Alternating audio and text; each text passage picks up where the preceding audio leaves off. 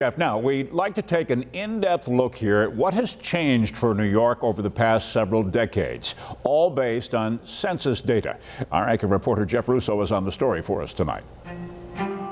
Apportionment, the process of distributing 435 seats in the House of Representatives among the 50 states based on population counts. It's a process that impacts your voice in Congress, and one that has New York State on quite the losing streak. According to information from the United States Census Bureau, since 1950, the state of New York has lost 2 or more congressional seats each time census data is released, or every 10 years. Looking at the numbers, New York has moved from 43 seats in 1950 to 27 seats in 2010. It does take away from our voice in Congress, because if we're losing one seat, or if in the past, we'd lost more than one seat, it means that that seat went to somewhere else. In the past, you've seen a lot of seats go to California and Texas and Florida and Arizona.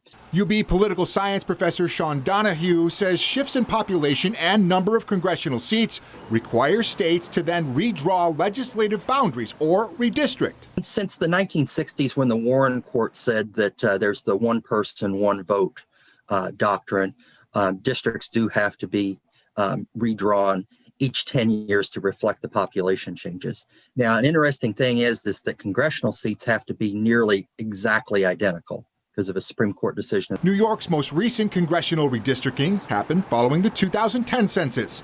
A March 2012 court order ended a stalemate between Democrats and Republicans, reducing the number of congressional districts in New York from 29 to 27.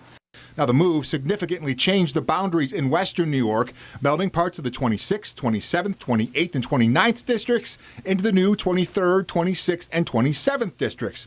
The 27th district, for example, now includes parts of 8 counties and stretches from Erie County all the way to Monroe. A federal judge redrew the districts, and he had a special master come in to assist in this. And as part of that, they drew districts that I think you would have to say were more aesthetically pleasing to the eye than the previous map, which had been more of a compromise between Democrats and Republicans. The apportionment numbers are a starting point, but specific redistricting data isn't expected to be released from the Bureau until sometime in September. Jeff Russo, 7 Eyewitness News.